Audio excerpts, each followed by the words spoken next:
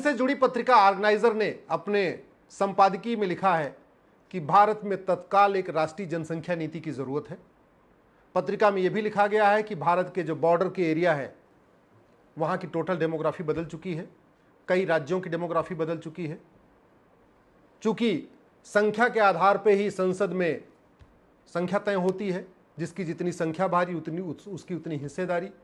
तो अगर इसी तरीके से डेमोग्राफी बदलती रही तो संसद में भी जो संख्या वो बदल जाएगी और देश के लिए बहुत घातक परिणाम होंगे। मैं पिछले कई वर्षों से जो बात कह रहा था उसको संघ की पत्रिका ऑर्गेनाइजर ने भी कहा है, उसके लिए मैं धन्यवाद करता हूं। भारत के 9 राज्यों की पूरी डेमोग्राफी बदल चुकी है और इस पे मेरी पीआईएल भी सुप्रीम कोर्ट में चल रही है। मैंने तो यहां तक कह दिया है कि उन 9 राज्यों में और कुछ नहीं कर सकते थे, कम से कम हिंदुओं को माइनॉरिटी का दर्जा दे दीजिए। भारत में कुल 800 जिले हैं, 800 जिलों में से 200 जिलों की डेमोग्राफी कंप्लीटली बदल चुकी है। भारत में कुल 6000 तहसीलें हैं, 6000 तहसीलों में से 1500 तहसीलों की डेमोग्राफी बदल चुकी है। भारत के बॉर्डर पे कुल 300 तहसीलें हैं और 300 की 300 तहसीलों की डेमोग्राफी बदल चुकी है, चाहे वो हिमालय का बॉर्डर हो, चाहे वो पाकिस्तान का बॉर्डर हो, चाहे वो बांग्लादेश का बॉर्डर हो, चाहे वो म्यांमार का बॉर्डर हो, या हमारा समुद्र वाला जो बॉर्डर हो, गोवा से सटा हुआ समुद्र, या महाराष्ट्र का समुद्री बॉर्डर, या केरल का समुद्री बॉर्डर की पूरी डेमोग्राफी बदल चुकी है। और उसके 3 मुख्य कारण हैं: धर्मांतरण, घुसपैठ और जनसंख्या विस्फोट। तो जनसंख्या, अगर आप भारत की समस्याओं की दृष्टि से देखिए तो 50% से ज्यादा समस्याओं का मूल कारण जनसंख्या विस्फोट है। अगर आप बाहरी खतरों से देखिए तो भारत की जो बहुत प्रमुख खतरे, राष्ट्रीय खतरे हैं, उसका भी सबसे बड़ा जो कारण है वो जनसंख्या विस्फोट है।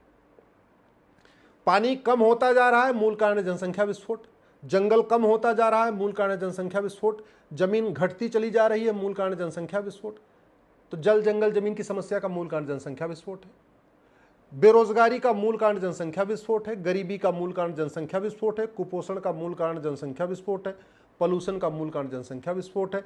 बढ़ते अपराध का मूल कारण जनसंख्या विस्फोट है। जिहाद का मूल कारण जनसंख्या विस्फोट है। मजहबी उन्माद का मूल कारण जनसंख्या विस्फोट है। अराजकता का मूल कारण जनसंख्या विस्फोट है।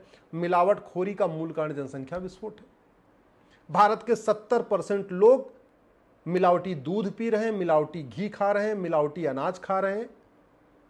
अनाज कम पैदा हो रहा है, अनाज बढ़ाने के लिए उसमें दुनिया भर का कीटनाशक डाला जा रहा है, यूरिया डाली जा रही है, खाद डाली जा रही है, केमिकल डाला जा रहा है। तो जो हमारा गेहूं पैदा हो रहा है, जो हमारा चावल पैदा हो रहा है, हमारी जो दाल पैदा हो रही है, वो भी जहरीली पैदा हो रही है, इसलिए कैंसर की बीमारियां बढ़ रही। तो अगर आप भारत टोटल आप देखिए तो भारत में इतनी जो बीमारी बढ़ रही है उसका मूल कारण जनसंख्या विस्फोट है। एयर पोल्यूशन के कारण बीमारी होती है, वाटर पोल्यूशन के कारण बीमारी होती है, नॉइज पोल्यूशन के कारण बीमारी होती है, इसके अलावा मिलावटखोरी के कारण बीमारी होती है, हवा शुद्ध नहीं मिलती तो भी बीमारी, शुद्ध पानी नहीं मिलती तो भी बीमारी। और इसका मूल कारण क्या है? जनसंख्या विस्फोट।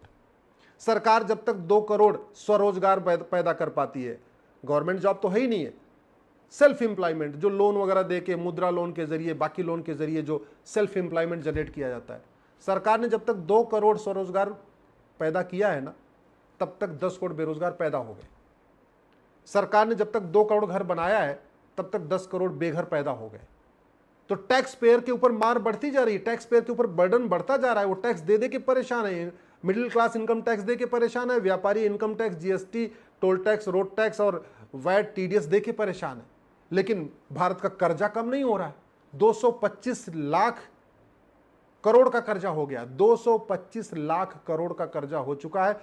प्रत्येक भारतीय 1.5 लाख के कर्जे में डूबा हुआ है। और ये कर्जा इसलिए बढ़ रहा है कि जनसंख्या बढ़ती जा रही है, तो वोट इलेक्शन के लिए मुफ्तखोरी भी बढ़ती जा रही है। और जब जनसंख्या बढ़ रही है, मुफ्तखोरी बढ़ रही है, तो अल्टीमेट बर्डन किसके ऊपर आ रहा है? टैक्स पेयर के ऊपर आ रहा है। 81 करोड़ लोगों को मुफ्त में अनाज देना पड़ रहा है, यानी 81 करोड़ लोग गरीबी रेखा के नीचे हैं। इसका मूल कारण जनसंख्या विस्फोट है। गरीबी कम नहीं हो रही, गरीबी बढ़ रही है। जब भारत की जनसंख्या 40 करोड़ थी तो भारत में 4 करोड़ गरीब थे, यानी 10% गरीब थे। भारत की जनसंख्या 145 करोड़ हो गई है, अब 81 करोड़ गरीब हैं, यानी लगभग 65% गरीब हैं। तो पहले 10% लोग गरीब थे, अब 65% गरीब है, यानी गरीबी बढ़ रही है। अब मूल कारण क्या है? जनसंख्या विस्फोट। हॉस्पिटल में जाके देख लीजिए, सुबह लाइन लगी हुई है, खासतौर पे महिलाओं की लाइन लगी हुई है। क्यों? क्योंकि महिलाएं बच्चा पैदा करने की मशीन बना दी गई हैं।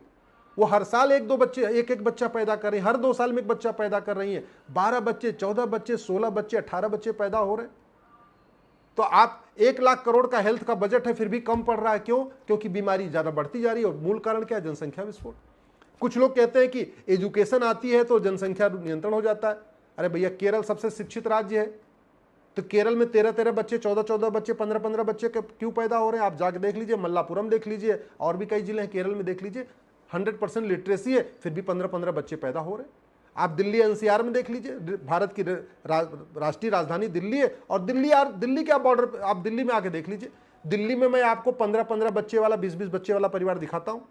गाजियाबाद में 20-20 बच्चे वाले परिवार हैं, नोएडा में भी 20 बच्चे के परिवार हैं, आपके गुड़गांव में 20-20 बच्चे पैदा हो रहे हैं, आपके फरीदाबाद में 20-20 बच्चा पैदा हो रहा है, आपके सोनीपत पानीपत में 20-20 बच्चा पैदा हो रहे हैं, आपके मेरठ बागपत में 20-20 बच्चा पैदा हो रहे हैं। तो देश की राजधानी को सबसे पढ़ा लिखा, सबसे एडवांस माना जाता है। तो यहाँ, और दिल्ली के अंदर भी सीमापुरी में भी 20 बच्चे पैदा हो रहे हैं, ओखला में भी 20 बच्चे पैदा हो रहे हैं। आप इसको वोटर लिस्ट से चेक किया जा सकता है। मुझे समझ में नहीं आ रहा है इतना विलंब क्यों किया जा रहा है। 95,000 बच्चे रोज पैदा हो रहे हैं इस समय, 95,000 पर डे। इसका मतलब क्या हुआ? 2024 में 3.25 करोड़ से ज्यादा बच्चे पैदा होंगे। इस 3.25 करोड़ बच्चों में से 2 करोड़ बच्चे गरीबी रेखा के नीचे हैं। अब गरीबी रेखा के नीचे है तो उनको भी वजीफा देना पड़ेगा। बर्डन किस पे आएगा? टैक्स पेयर पे।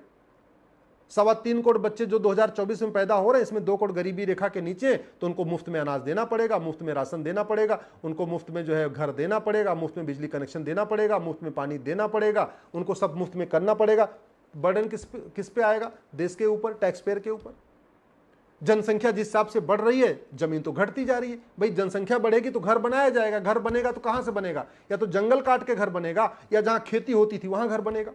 तो खेती जहां होती, एग्रीकल्चर लैंड कम होती चली जा रही है। अब लेकिन जब डिमांड तो है, अब डिमांड है तो किसान क्या कर रहा है? उसमें खाद डबल ट्रिपल करता चला जा रहा है। न फल शुद्ध मिल रहा है, न सब्जी शुद्ध मिल रही है, न दूध शुद्ध मिल रहा है, न गेहूं चावल शुद्ध मिल रहा है। सब कुछ मिलावटी है, और चूंकि सब कुछ जहरीला है, सब कुछ मिलावटी है, इसलिए लोगों को शारीरिक बीमारी के साथ साथ मानसिक बीमारी भी हो रही है। भाई किसी के घर में 15 बच्चे हैं, कमाता 300 रुपए है, तो शारीरिक रूप से टेंशन में रहेगा, बीमार रहेगा, मानसिक रूप से भी टेंशन में रहेगा। और अपराध क्यों बढ़ रहा है? 15 बच्चे पैदा हो गए, इनकम है नहीं, ठीक से पढ़ा नहीं सकते, ठीक से उनको संस्कार दे नहीं सकते, ठीक से उनको शिक्षा दे नहीं सकते। एक कमरे के मकान में 15 बच्चे रहेंगे तो भगवान जाने क्या क्या कुरीतियां सीखेंगे, क्या क्या गलत काम और सीखेंगे। एक ही कमरे में रह रहे हैं, उनके पास जगह नहीं है। और बाद में क्या होगा? वो चेन स्नेचिंग करेंगे, मोबाइल स्नेचिंग करेंगे, भाड़े पे हत्या करेंगे, फिरौती के लिए काम करेंगे, और जो है अपराध बढ़ता जा रहा है। आप किसी भी जेल में जाके देख लीजिए, ज्यादातर अपराधी वो हैं जो 5 भाई बहन से ज्यादा हैं, 8 भाई बहन से ज्यादा हैं, या 10 भाई बहन से ज्यादा हैं। आप किसी भी जेल में जाके सर्वे कर लीजिए। तो जनसंख्या विस्फोट का सीधा सीधा रिलेशन अपराध से भी है। सरकार अपराध नियंत्रण करना चाहती है, लेकिन जनसंख्या नियंत्रण कर नहीं रही है। सरकार चाहती है सब लोग स्वस्थ रहे, और बीमारी का मूल कारण जनसंख्या विस्फोट है, तो सरकार चाहती बीमारी तो कम हो, लेकिन जनसंख्या नियंत्रण कर नहीं रही। समाधान यही है कि भारत में तत्काल हम दो, हमारे दो, सबके दो, एक कठोर कानून बनाया जाए। और ये कानून पहले बन चुका है, भगवान श्री राम ने बनाया था। भगवान श्री राम ने हम दो हमारे दो लागू किया था, और खुद भी पालन किया। भगवान राम, लक्ष्मण, भरत, शत्रुघ्न ने एक विवाह किया। भगवान राम, लक्ष्मण, भरत, शत्रुघ्न के 2 बच्चे पैदा हुए। ये हमें सीखने की जरूरत है। दुई सुत सीता सुंदर जाए, लवकुश वेद पुराणन गाए, लिखा हुआ है हमारे। एक नारी का व्रत उस समय लिया जा चुका है। अब हम क्यों नहीं ले पा रहे? संविधान के तो संविधान के शेड्यूल 7 के लिस्ट 3 इंटी नंबर 20A में लिखा है पॉपुलेशन कंट्रोल, फैमिली प्लानिंग। तो कानून बनाना ये सरकार की ड्यूटी है, क्योंकि ऑलरेडी संविधान में लिखा हुआ है। अटल जी के समय में जो वेंकटचलैया कमीशन बना था, दुनिया का सबसे प्रोमिनेंट है वेंकटचलैया कमीशन, उसने कहा था जनसंख्या नियंत्रण कानून होना चाहिए।